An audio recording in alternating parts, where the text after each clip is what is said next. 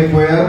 అయినా కానీ గత అనేక సంవత్సరాలుగా ఇందాక అయ్యగా చెప్పిన మాదిరిగా మరి ఈ యొక్క 2007వ సంవత్సరం నుండి కూడా సంవత్సరం వెంబడి సంవత్సరం దేవుడు ఈ యొక్క ఆలయాన్ని జీవిస్తూ వస్తూ ఉన్నారు. కనుక దేవదేవునికి ఎంతైనా మనం స్తోత్రం చెల్లించాలి, స్తుతులు చెల్లించాలి. దేవునికి స్తోత్రం. ఆలయము కట్టడము అది మరి దేవుని చిత్తానుసారంగా జరుగుతుంది. ప్రతి వాళ్ళు కూడా ఆలయాన్ని కట్టాలంటే కట్టలేదు. కాబట్టి అది దేవుని యొక్క ఉచితమైన కృప ఉంటే తప్ప మరి ఆలయాన్ని కట్టలేదు. అలాంటి ఆలయం కట్టిన ఒక వ్యక్తిని మీకు పరిచయం చేయవాలని ఈ సాయంకాల సమయము ఆశపడుతున్నాను. రండి చూద్దాం. దేవునికి స్తోత్రం. ఈ యొక్క 2వ దినవృత్తాంతాల గ్రంథము, దయచేసి 2వ దినవృత్తాంతాల గ్రంథము 6వ అధ్యాయము మరి 13వ వచనము చదువుకుందాం. తాను వేయించిన 5 మూరల పొడవును 5 మూరల వెడల్పును 3 మూరల ఎత్తుగల ఇత్తడి మరి చెప్పరమును మూగిటి ఆవరణము నుంచి దాని మీద నిలిపి ఉండి సమాజముగా కూడి ఉన్న ఇశ్రాయేలీయులందరి ఎదుటను మోకాళ్ళుని చేతులు ఆకాశము వైపు చాపి సొలొమోను ఇతన్ని ప్రార్థన చేశారు. ప్రార్థన. పరిశుద్ధుడా, ప్రేమ గల తండ్రి, కృప గల రాజా, మీకు వందనాలు. ఈ రాత్రికాల సమయంలో చదవబడిన లేఖన భాగాన్ని పట్టుకొని మీ పాఠశాలకు వస్తున్నాం. నాయన, ఇదిగో నాయన, ఇది ధ్యానించుండగా ప్రభువా మీ యొక్క ఆత్మను కుమరించండి. తండ్రి, మీకు స్తోత్రం. మీ ఆత్మలో ఆనందించడానికి సహాయం చేయండి. మీరు మాట్లాడుతుండగా వినవాలని ఆశ కలిగి ఉన్నాను నాయన, ఆశ కలిగి ఉన్నాం నాయన. ఆశ కలిగిన ప్రాణాన్ని మీరు తృప్తిపరుస్తారన్నారు. మీకు స్తోత్రం. ఇదిగో నాయన, పెదవులను ముట్టండి, వినర్తిస్తారని ముట్టండి. కేవలం మీ తలంపులే ప్రభువా మీకు సహాయం చేయమని ఆదరించండి. మనకు మీ కృప మనసులో ఉంచమని నజరేయుడైన యేసుక్రీస్తు నామములో ప్రార్థించి వేడుకొంచున్నాను పరమ తండ్రి. ఆమేన్. అందరం మరొకసారి ఆమేన్ చెప్తాం. ఆమేన్. హల్లెలూయా. దేవునికి స్తోత్రం, మహిమ కలుగును గాక. కనుక ఈయన మరి ఎవరు మోకరిస్తున్నారు అని అంటే, ఎవరు మోకరిస్తున్నారు? సొలొమోను రాజు మోకరిస్తున్నారు. రండి, 1వ అధ్యాయము 1వ వచనం చూద్దాం. హల్లెలూయా. దేవునికి స్తోత్రం. ఈ యొక్క 2వ దినవృత్తాంతాల గ్రంథం 1వ అధ్యాయం 1వ వచనం. దావీదుకు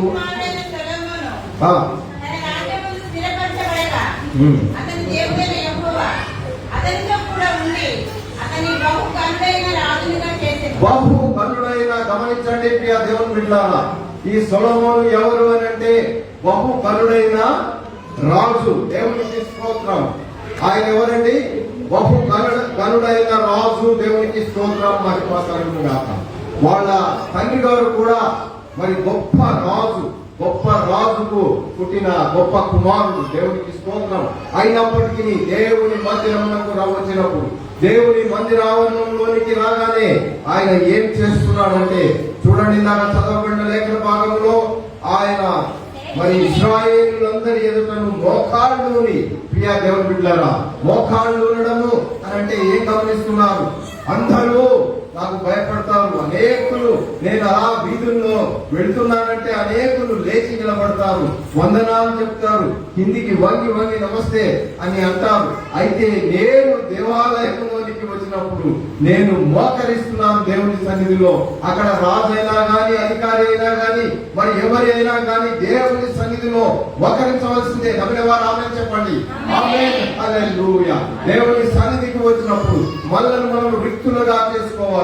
మన హోదాలు, మన యొక్క మరి పలుకుబడి, మన బంగారము, మన వెండి, మన బంగళాలు, కార్లు ఏవి అక్కడ కూడా అన్ని బయటే, ఆలయం బయట విడిచిపెట్టి లోపలికి రాగానే మోకరించి, అయ్యా నేను పాపిని, దేవా నన్ను కరుణించుము అంటూ మోకాళ్ళు ఉంటున్నాడు. చూడండి, దేవునికి స్తోత్రం. హల్లెలూయా. కాబట్టి అతి గుణం మనం కూడా కలిగి ఉండవలసిందని ఈ రాత్రికాల సమయంలో మరి దేవుని ప్రేమను బట్టి మిమ్మల్ని బ్రతుకులాడుతున్నాను. దేవునికి స్తోత్రం, మహిమ కలుగును గాక.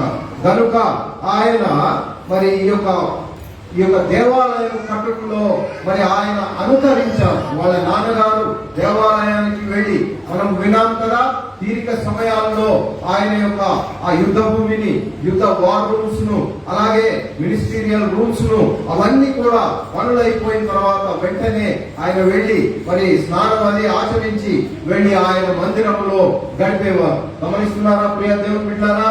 ఎంత నిష్టతో మరి దేవుని సన్నిధికి వెళ్ళేవారు నాన్నగారిని చూస్తూ మరి కుమారుడు నేర్చుకున్నారు. దేవునికి స్తోత్రం, మహిమ కలుగు. అంతేకాకుండా ఒక గొప్ప ఆలయాన్ని కట్టగలిగారు. దేవుడు కట్టుటకు గొప్ప యోగ్యత ఇచ్చాడు. అందుని బట్టి దేవునికి స్తోత్రం చెల్లిద్దాం. అసలు ఆలయంలో ఉంటున్న ఈ యొక్క ఆశీర్వాదాలను గురించి చూద్దాం. సమయం ఎక్కువగా లేదు, త్వరగా నేను ముగిస్తా. ఎన్నో ఉన్నాయి, కానీ 5 ఆశీర్వాదాలు ఆలయంలో ఉన్నాయి. అది మనకు తెలుసుంటే మంచిదే. దేవునికి స్తోత్రం. తెలవకపోతే ఈ రాత్రికాల సమయం నేర్చుకుందాం. దేవునికి స్తోత్రం, మహిమ కలుగును గాక. మొట్టమొదటిగా సొలొమోను 7వ అధ్యాయం 1వ వచనంలో సొలొమోను తాను చేయు ప్రార్థన ముగించినప్పుడు అగ్ని ఆకాశం నుండి దిగి దహన బలులను ఇతరమైన బలులను దహించెను. హల్లెలూయా. యెహోవా తేజస్సు మందిరం మీద నిండెను. యెహోవా తేజస్సుతో మందిరము నింపబడినందున జనులు అందులో ప్రవేశింపలేకయుండిరి. గమనించారా ప్రియ దేవుని బిడ్డలారా? గొప్ప ప్రార్థన ఆచరించిన తర్వాత, దేవునికి ప్రార్థన చేసిన తర్వాత మందిరము మరి ఆయన యొక్క మరి తేజస్సుతో నిండి ఉన్నది. తేజస్సుతో నిండి ఉన్నది ప్రియ దేవుని బిడ్డలారా. అప్పుడు మరి యాజకులు ప్రవేశింపలేకపోయారని దేవుని వాక్యం చూస్తున్నాం. అలాంటి మందిరము, దేవునికి స్తోత్రం. ఈ యొక్క చుట్టుప్రక్కల లేని భాగ్యాన్ని ఇదిగో ఈ యొక్క మందిరం ఇచ్చారంటే అది దేవుని కృప. అనేకులు వచ్చి ఇక్కడ ఆరాధించే ఆ యొక్క గొప్ప మరి దేవుని సంకల్పాన్ని బట్టి దేవుని నేను స్తుతిస్తున్నాను. దేవునికి స్తోత్రం, మహిమ కలుగును గాక. సొలొమోను దేవాలయములో మేఘముగా రాగనే, సొలొమోను దేవాలయములో మేఘముగా రాగనే, యాజకులు మీ తేజ మహిమకు నిలువలేకపోయిరి. యాజకులు మీ తేజ మహిమకు నిలువలేకపోయిరి. ఇశ్రాయేలు సైన్యములకు ముందు నడచిన దైవమా, ఇశ్రాయేలు సైన్యములకు ముందు నడచిన దైవమా, వేడు మాతో కూడా నుండి మమ్ము నడిపించుము. నేడు మాతో కూడా నుండి మమ్ము నడిపించుము. దేవునికి స్తోత్రం చెల్లిద్దాం. 2 చేతులు పైకెత్తి దేవునికి స్తోత్రం చెల్లిద్దాం. హల్లెలూయా. మనము దేవుని మందిరంలో ఉన్నాం కనుక ప్రియ దేవుని బిడ్డలారా, 5 విషయాలను మందిరంలో లభించే 5 విషయాలను గమనిద్దాం. 5 ఆశీర్వాదాలు. నంబర్ 1 చూద్దాం. 23వ వచనం, 6వ అధ్యాయము 23వ వచనము. నీతిని నిర్ధారించి చేయుము అని వ్రాయబడి ఉంది. ప్రియ దేవుని బిడ్డలారా, ఇక్కడ ఈ యొక్క మందిరంలో ఏమి జరుగుతుందంటే నీతిని నిర్ధారించడం జరుగుతుంది. అనగా ఒక న్యాయ శాసనము ఈ మందిరంలో ఎప్పుడు ఉంటుంది. మనకు మరి తొందరలు వచ్చినప్పుడు, మరి ఫ్యామిలీ ట్రబుల్స్ వచ్చినప్పుడు మనము ఎక్కడికో పరిగెత్తాల్సిన పని లేదు. ఒక ప్రాసిక్యూటర్ గారి దగ్గరికి లేదా ఒక లాయర్ గారి దగ్గరికి పరిగెత్తడము అది పనికిరాదు ప్రియ దేవుని బిడ్డలారా. ఎందుకంటే దేవాలయములో మనము వెళ్ళే దేవాలయము నీతి మరి నిర్ధారణ చేయబడుతుంది. కాబట్టి ఇక్కడ ఏముంటుంది ప్రియ దేవుని బిడ్డలారా? నీతి జరుగుతుంది. ఒక న్యాయస్థానము ఈ యొక్క మరి ఈ యొక్క ఆలయంలో ఉంది. నమ్మిన వారు ఆమె చెప్పండి. ఆమె ఈ యొక్క ఆలయంలో ఏముంది సిస్టర్? ఏముంది సిస్టర్ మీరు చెప్పండి. న్యాయస్థానం. ఒక జడ్జి గారు ఉంటారు. దేవునికి స్తోత్రం, మహిమ కలుగును గాక. పరమ జడ్జి గారు ఉంటారు. ఆయనే తీర్పు తీరుస్తారు. ఏ సమస్య వచ్చినా పరిగెత్తుకుంటూ ఎక్కడికి వెళ్ళాలి? జడ్జి దగ్గరగా, కోర్టు దగ్గరగా, సివిల్ కోర్టు దగ్గర కాదండి. అబ్బే కాదు sister. Where we have to go, where we have to come to church. మనం ఆలయానికి పరిగెత్తుకుంటూ రావాలి. నమ్మిన వారు దేవునికి స్తోత్రం చెప్పండి. అక్కడ న్యాయము తీర్చబడుతుంది. రండి చూద్దాం. 2వదిగా 25వ వచనము. ఆకాశమందు నీవు విని నీ జనులైన ఇశ్రాయేలీయులు చేసిన పాపమును క్షమించి. చాలు సిస్టర్. దేవునికి స్తోత్రం, మహిమ కలుగును గాక. పాపము ఇచ్చట పాపము క్షమించబడును. ఎక్కడన్నా చూసారా ఈ బోర్డు? ఈ బోర్డు ఎక్కడైనా చూసారా? నాకు 60 సంవత్సరాలు, మీకు 30 సంవత్సరాలు ఉండవచ్చు, 20 సంవత్సరాలు, ఇదిగో చిన్నవాళ్ళు 15, 16, 10 సంవత్సరాలు ఉన్నవాళ్ళు ఉండవచ్చు. మీరు ఎక్కడైనా చూసారా ఇక్కడ పాపము క్షమించబడును అనే బోర్డు చూసారా? దేవునికి స్తోత్రం, మహిమ కలుగును గాక. దేవుని ఆలయంలో పాపము క్షమించబడుతుంది. పాపము చేసిన ఎవరైనా కానీ పరిగెత్తుకుంటూ ఆలయంలోనికి వచ్చి అయ్యా నేను పాపిని అని మోకరించి ప్రార్థన చేయగానే అక్కడ దేవుడు పాపమును క్షమిస్తాడు. నమ్మిన వారు చెప్పండి ఆమేన్. హల్లెలూయా. దేవునికి మహిమ కలుగును గాక. కనుక ప్రియ దేవుని బిడ్డలారా, పాపములు చేసిన వారిని ఎవరు కూడా వారు మరి అంగీకరించరు లోకంలో. అయితే దేవుడు పాపిని ప్రేమించే దేవుడు మనకున్నాడు. దేవుడు లోకం ఎంతో ప్రేమించి ఆయన లోకం కోసం ప్రాణము పెట్టిన దేవుడు మనకున్నాడు. కాబట్టి ఆయన పాపమును తీసివేసే దేవుడు మనకున్నాడు. ఇంకా మనం పాపములో జీవిస్తుంటే పాపాన్ని తీసివేసుకోవడానికి ఇదిగో దేవుని సన్నిధికి వచ్చి మోకరించి అయ్యా నేను పాపినని బ్రతిలాడితే ఆయన పాపమును క్షమించే దేవుడు. దేవునికి స్తోత్రం మహిమ కలుగును గాక. మొదటిది ఏంటంటే న్యాయము తీర్చే దేవుడు. రెండవది హల్లెలూయా పాపములు క్షమించబడును, పాపములు ఇచ్చట క్షమించబడును. కానీ మూడవది చూద్దాం 28వ వచనం.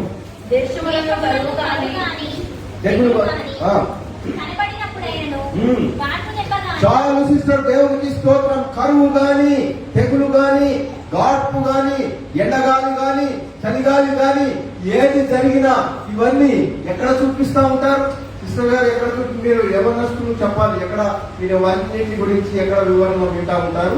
వాతావరణ శాఖ వాళ్ళు వివరణిస్తూ ఉంటారు. ఇదిగో గాలి వడగాలి రాబోతున్నది, అది బాగా చాలా ఉంటది, ఇక్కడ వరదలు రాబోతున్నాయి. ఇవన్నీ ఎవరు చెప్తారు సిస్టర్? ఎవరమ్మా? వాతావరణం. అయితే దేవునికి స్తోత్రం. ఈ సాయంకాల సమయం వాక్యం వింటున్న సహోదరుడా, దేవుని సన్నిధిలో ఒక వాతావరణ శాఖ ఉంది. తమిళ వారు చెప్పండి ఆమేన్. కాబట్టి ఏ తెగులు వచ్చినా ఏ గుడారము మన గుడారములను సమీపించదు. ఎందుకంటే మనం శిలువ రక్తంలో కడగబడి ఉన్నాం, శిలువ రక్తము పూసుకొని ఉన్నాం, శిలువ జెండా కింద మనం ఉన్నాం, రక్తము ఆ యొక్క ప్రోక్షణ కింద మనం ఉన్నాం. కనుక ఏ గడపకైతే ఆ యొక్క రక్తము ప్రోక్షింపబడుతుందో మరణం ఉందా అది దాటి వెళ్తుంది. నమ్మిన వారు ఆమె చెప్పండి ఆమేన్. కనుక ఈ రాత్రి కాల సమయంలో మొదటిగా న్యాయస్థానము ఇక్కడ ఉంది ఆలయంలో, రెండవదిగా పాపములు క్షమించబడతాయి, మూడవదిగా వాతావరణ శాఖ ఉంది. మీరు ఆ యొక్క వెదర్ రిపోర్ట్ చూడాల్సిన పని లేదు. ఎందుకంటే పరిగెత్తుకుంటూ ఆలయానికి రాగానే వెదర్ రిపోర్ట్ ఇక్కడ ఉంటుంది. దేవునికి స్తోత్రం మహిమ కలుగును గాక. హల్లెలూయా. ఏ తెగులు రాబోతుందో, ఏ గాలి రాబోతుందో, ఏదో గాలి సోకింది పాస్టర్ గారు, no no no no, pastor గారు సోకక ముందే మీరు పరిగెత్తుకొని రండి. ఇక్కడ పాస్టర్ గారికి తెలిసిపోతుంది. దేవునికి స్తోత్రం. ఆయన ప్రార్థన చేయగానే అన్ని గాలులు వెళ్ళిపోతాయి. దేవునికి స్తోత్రం చెల్లిద్దాం. నాలుగవదిగా చూద్దాం, రెండు దేవునికి స్తోత్రం. హల్లెలూయా. ఆ కిందికి చదవండి. వారి శ్రమలు వారి దేశపు పట్టణంలో వారిని ముట్టడి వేసినప్పుడైనను చాలు సిస్టర్, దేవునికి స్తోత్రం. ఏ బాధ గాని, ఏ రోగం గాని, హల్లెలూయా దేవునికి స్తోత్రం. మన జీవితాల్లో ఏ బాధ గాని, ఏ రోగము సంభవించిందా మనం ఎటెళ్ళాలి సిస్టర్? ఎటెళ్ళాలి సిస్టర్ గారు? మీరు చెప్పండి, ఎటెళ్ళాలి? హాస్పిటల్కి వెళ్ళాలా? సూపర్ స్పెషాలిటీ హాస్పిటల్కి వెళ్ళమంటున్నారా దేవుడు? ఏ రోగము వచ్చినా ఆలయానికి పరిగెత్తుకుంటూ రావాలి. అక్కడ ఎవరున్నారు చెప్పండి సిస్టర్? అక్కడే ఉన్నారు పరమ వైద్యుడు. Thank you sister. పరమ వైద్యుడు ఉన్నాడు. ఒక సివిల్ సర్జన్ డాక్టర్ ఉన్నారు ఇక్కడ. దేవునికి స్తోత్రం. ఆ డాక్టర్ గారు మనకున్న ఏ రోగమునైనా స్వస్థపరచగలిగే ఆ యొక్క అధికారం కలిగి ఉన్నాడు. నమ్మే వాళ్ళు ఆమె చెప్పండి. దేవునికి స్తోత్రం మహిమ కలుగును గాక. కనుక మనము ఆపద వచ్చినప్పుడు లేదా శరీర బలహీనత వచ్చినప్పుడు ఆ యొక్క హాస్పిటల్ కు పరిగెత్తాల్సిన పని లేదు. సూపర్ స్పెషాలిటీ అక్కడ ఇక్కడ 12 గంటల రాత్రికి ఈ హాస్పిటల్, ఆ హాస్పిటల్, నిమ్స్ హాస్పిటల్, అటని ఇటని, Osmania, no no no my dear brother. మీరు వెంటనే దేవాలయానికి, ఇదిగో పరమ వైద్యుడు ఇక్కడ ఉంటాడు, పాస్టర్ గారికి ఫోన్ చేసి పాస్టర్ గారు ఇదిగో అని ఆ యొక్క రోగినికి విశ్వాస సహితమైన ప్రార్థన, రోగిని స్వస్థపడు. తనకు కలిగిన దెబ్బల చేత మనకు ఆమేన్. హల్లెలూయా. రెండు చేతులు పైకెత్తి ఈనాడు దేవునికి స్తోత్రం. ఈనాడు ఇంత సజీవంగా ఉన్నామంటే మనకు బాధలు లేవంటారా? మనకు రోగాలు లేవంటారా? దేవుడు ముడుతున్నాడని. దేవుని రక్తము మనల్ని పవిత్రపరుస్తుంది. నేనైతే ఓపెన్ హార్ట్ సర్జరీ అయింది నాకు. దేవునికి స్తోత్రం. హల్లెలూయా. ఇక్కడ నుంచి ఇక్కడికి కోయబడి ఉంటుందంతా. 2 కాళ్ళు కూడా కోసి అక్కడ నరాలు తీసి ఇక్కడ వేశారు. కానీ దేవుని మహిమ. హల్లెలూయా. మన డాక్టర్ పరమ డాక్టర్. నమ్మిన వారు ఆమేన్ చెప్పండి. ఆమేన్. హల్లెలూయా.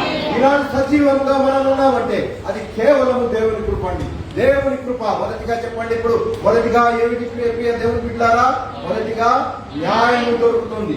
రెండవదిగా పాపములు క్షమించబడతాయి. మూడవది హల్లెలూయా వాతావరణ శాఖ ఇక్కడ ఉంది. నాలుగవదిగా ఏమండి రోగములు స్వస్థపరచబడతాయి. దేవునికి స్తోత్రం. అందరూ ఏమి సంతోషంగా లేరా? ఇన్ని ఉన్నాయి చర్చిలో, ఇన్ని ఆశీర్వాదాలు ఉన్నాయి, సంతోషం కలగట్లేదా? దేవునికి స్తోత్రం, మహిమ కలుగును గాక. తమిళవారు ఆమె చెప్పండి. చివరిగా చూద్దాం, చివరి ఆశీర్వాదము, ఆలయంలో దొరికే ఆశీర్వాదము. దేవునికి స్తోత్రం. హల్లెలూయా. 41 చివరి వచనము, 41 చివరి భాగం చదవండి. 41లో చివరి భాగం. Thank you sister. నీ భక్తులు మేలును బట్టి సంతోషము దొరుకుతుంది. నమ్మేవారు ఆమె చెప్పండి. ఆమె ఈ రోజు ఎక్కడ చూసినా గానీ ఆళ్ళు మగలిద్దరికి కూడా పడట్లేదు. ఏదో మరి ఆలయానికి వస్తున్నారు, మరి భార్య తరపుతానుగా 2 చేతులు పైకెత్తి మరి స్తోత్రం చెప్పినట్టే ఉంటుంది. భర్త గారు కూడా లేచి స్తోత్రం చెప్తారు, కానీ ఇంటికి వెళ్ళగానే తగాదాలే, ఆవిడ అటువైపు ఈయన ఇటువైపు. కాబట్టి ఇటు వినండి, దేవునికి స్తోత్రం. దేవుని యొక్క ఆశీర్వాదాలు ఈ యొక్క ఆలయంలో ఉన్నాయి. దేవుని సన్నిధి ఈ ఆలయంలో ఉంది. ప్రియ దేవుని బిడ్డలారా, ఎవరు నిర్లక్ష్యంగా కూడా ఉండడానికి వీలేదు. రాజైనా గాని ఆయన మోకరించి దేవునికి స్తోత్రం. 2 చేతులు ఆకాశం వైపు పైకెక్కి దేవునికి స్తోత్రం ప్రార్థన చేయాలి. ఎందుకంటే ఆయనకు తెలుసు ఆలయంలో దొరికే ఈ మేలు.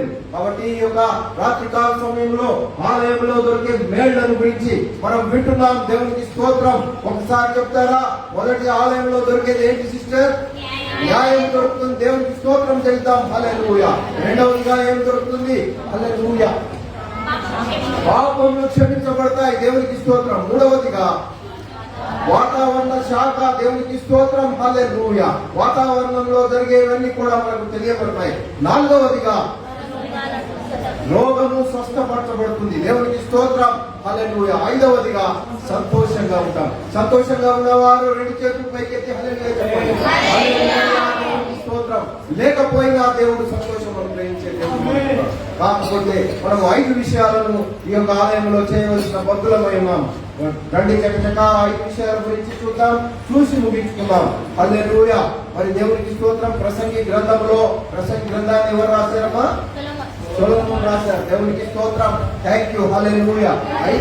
5వ అధ్యాయము నేనే చదువుతాను, సమయం లేదు, అయ్యగారికి సమయం అయిపోతుంది. దేవునికి స్తోత్రం. 5వ అధ్యాయము మరి ఈ యొక్క ప్రసంగి 5:1 ఈ ప్రవర్తన జాగ్రత్తగా చూసుకోవాలని దేవుని వాక్యంలో ఉంది. మనం ఆలయానికి వచ్చేటప్పుడు మన ప్రవర్తనను జాగ్రత్తగా చూసుకోవాలి. ఏదో తెలిసి తెలియక మనకు అంటుచున్న పాపాలు కానివ్వండి, మనకు అంటుచున్న ఆ యొక్క దేవునికి విరోధమైన క్రియలను వదిలిపెట్టి చక్కగా చూసుకుంటూ దేవుని సన్నిధికి రావాలి. ఈనాడు అలా చేయట్లేదు, చాలా మంది జాగ్రత్తగా ఉండాలి. అలాగే ఆలకించుట శ్రేష్టము అని వ్రాయబడి ఉంది. మీరు తర్వాత వెళ్ళి చదువుకుంటే 5వ అధ్యాయం దేవుని సన్నిధిలో వాక్యం చెప్పబడుతున్నప్పుడు, దైవజనులు వాక్యం చెబుతున్నప్పుడు ఆలకించే గుణం మనందరికీ ఉండాలి. ప్రియ దేవునికి స్తోత్రం. అలాగే నీ నోటిని కాచుకోము అని ఉంది. ఈ రోజుల్లో చూస్తే నోటిని కాచుకునే వాళ్ళు లేరు. ఆ యొక్క దేవాలయానికి వస్తున్నారు, ఆలయంలో ఉంటున్నారు, ఏదో పర్సనల్ అన్ని మాట్లాడుకుంటున్నారు. ఎందుకు మాట్లాడుకుంటున్నారు? దేవుని ఎడల ఆ భక్తి, దేవుడు ఉన్నాడనే అవగాహన లోపించింది లేదా తగ్గింది. ప్రియ దేవుని బిడ్డలారా, దేవుని సన్నిధి పరిశుద్ధాత్మ దేవుడు ఇక్కడ సంచరిస్తున్నాడు. దేవునికి స్తోత్రం చెల్లించిందని నమ్మిన వారందరూ స్తోత్రం చెల్లించండి. హల్లెలూయా. కనుక దేవునికి స్తోత్రం. మొదటిగా ఏం చేయాలి? మన ప్రవర్తనను జాగ్రత్తగా చూసుకోవాలి. రెండవదిగా ఏం చేయాలి సిస్టర్? హల్లెలూయా. దేవుని వాక్యాన్ని ఆలకించాలి, వినాలి శ్రద్ధగా. మూడవదిగా నోటిని కాచుకొని ఉండాలి. అదే కాకుండా పాస్టర్ గారి గురించి కానీ, పాస్టమ్మ గారి గురించి కానీ, పాస్టర్ గురించి ఎప్పుడు కూడా మనం అనడానికి వీల్లేదు. ఎందుకంటే ఆయనను దేవుడు ప్రేమించి ఇంతగా ఆయన అన్ని వదులుకొని దేవుని సన్నిధిలో ఇంకో ఆలయంలో ఆయన ఉంటున్నారు కనుక ఆయన గురించి ఒక్క మాట అయినా కానీ ఎవరు అనడానికి వీలు. దేవునికి స్తోత్రం. హల్లెలూయా. నాలుగవదిగా నీ మొక్కుబడిని చెల్లించు. ఒకవేళ ఏదైనా మనం మొక్కుబడి ఇది ఇస్తానని మొక్కుబడి చేసామా, దాన్ని వేగిరమే ఎంత వేగిన క్షణాల్లో ఇచ్చివేయాలి. ఇంకా ఒక్క క్షణం కూడా మన దగ్గర ఉండడానికి వీలేదు. వింటున్నారా? నమ్మిన వారు ఆమె చెప్పండి. ఆమె ఇక చివరిగా దేవునికి స్తోత్రం.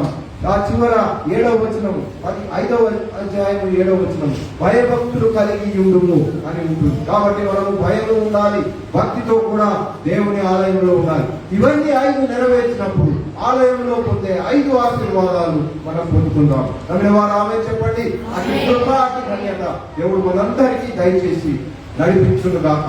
ఆమేన్. తల్లి వంతటి ప్రార్థన చేస్తున్నారు. పరిశుద్ధుడా, ప్రేమగల తండ్రి, కృపగల రాజా, మీకు వందనాలు. రాత్రికాల సమయంలో ప్రభువా ఈ ఆలయంలో దొరికే 5 ఆశీర్వాదాలను ప్రభువా ధ్యానించగలిగే చూపించారు. అయితే 5 ప్రభువా మా యొక్క మేము ఉండవలసిన రీతులను మాకు బోధించిన తండ్రి, మీకు అటు కృప, అటు ధన్యత మాకు అనుగ్రహించండి. మేము ఎలా నడవాలనో అలా నడుస్తూ మీరు అనుగ్రహించే 5 ఆశీర్వాదాలను మీ ఆలయంలో పొందుకునే కృప మాకందరికీ అనుగ్రహించమని ఈ వార్షికోత్సవం జరుపుకునే కృపను మాకు ఇచ్చినందుకై, అయ్యగారికి ఇచ్చినందుకై వందనాలు చెల్లించి నజరేయుడైన యేసుక్రీస్తు నామములో ప్రార్థించి వేడుకొంటున్నాను.